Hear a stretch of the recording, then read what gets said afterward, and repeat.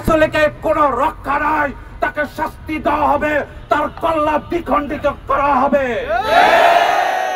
মান সাব্বা নবিয়ান ফাওয়া ইউক্তাল ওয়া ইন তাবা, যে নবীকে গালি দেবে তাকে হত্যা করা হবে যদিও সে তওবা করে না কিনা।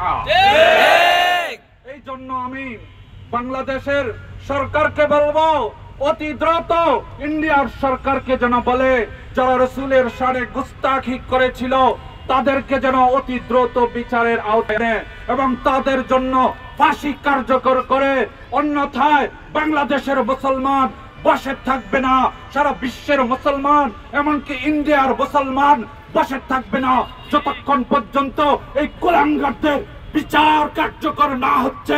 কোন মুসলমান বসে থাকবে না, বসে থাকবে না।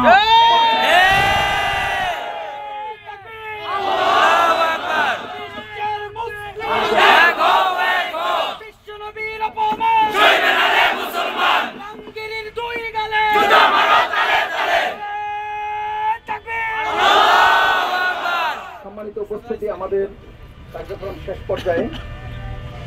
আলহামদুলিল্লাহ